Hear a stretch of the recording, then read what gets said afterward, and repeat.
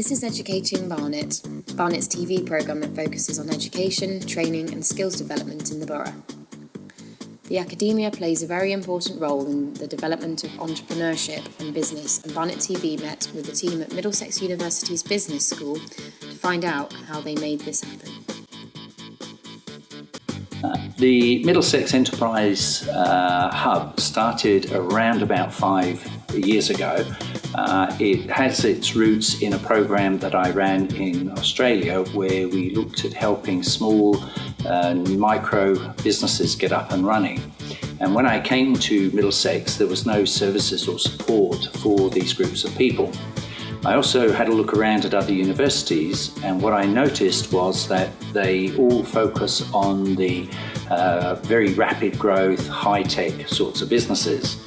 The problem with this is that around 90% of businesses that do start up are not rapid growth, they're not high-tech businesses, they're just ordinary everyday businesses. So I thought it would be quite interesting for us if we set up a hub that provided support to our students. The support we have is quite broad. There are three main elements in terms of the support that we give. The first one is workshops.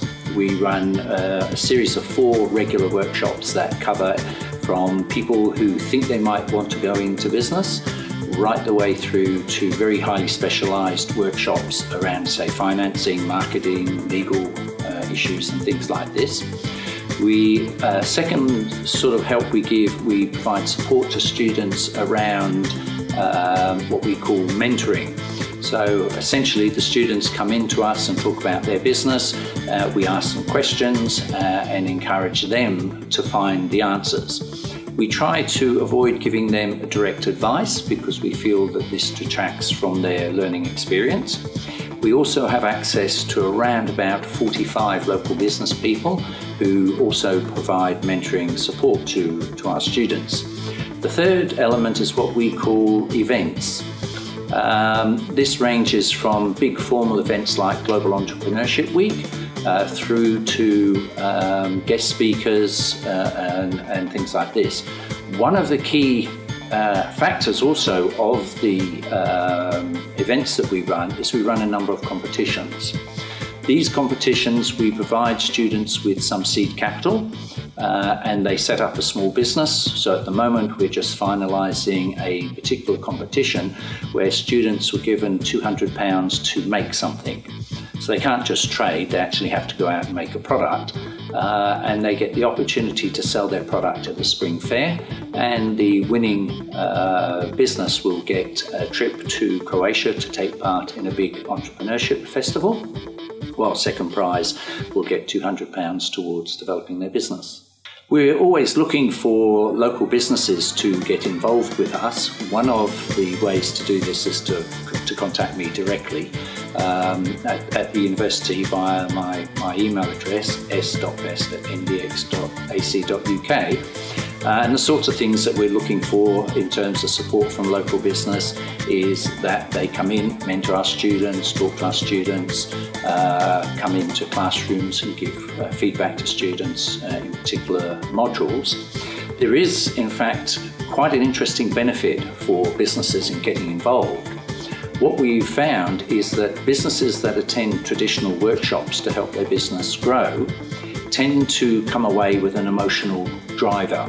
They've been to the workshop, they get excited and they go away. The problem with the emotional driver is when they get back to the realities of their business, it disappears. But with all the people that, business people that work with our students, what actually happens is that they find themselves questioning their own business approach, their own business activities, in order to be able to work with students. And this is having quite a profound effect on their own businesses, and they're beginning to go back and think, well, I had to talk to the student about this, maybe I should be looking at the same thing within my own business. So the benefit goes beyond them just supporting the students. They actually go away with some good experiences for their own business. The hub is crucial, in fact, I would say, to every single student, whether they're business students or not. We do work with about 2/3 of our students are not from the business school. if you look at what's happening in the field of employment, there's some really critical changes occurring. We're on the cusp of another revolution that's much bigger than the Industrial Revolution, much bigger than the introduction of the internet, much bigger than the introduction of robotics in factories, where tasks that required a certain level of cognitive thinking are disappearing. So jobs like accountants, GPs, these jobs are all under threat now because a lot of what they do is actually being automated. So this means that students graduating from the university, and the data that we've looked at suggests that if you're under 25 now, by the time you're 35, you will need multiple streams of income.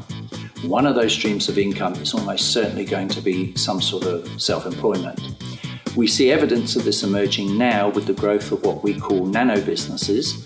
These are businesses run by one person part-time to provide supplementary income because the job market is so much less stable, income so much less stable, people are being pushed into contractual work and they really need that stability.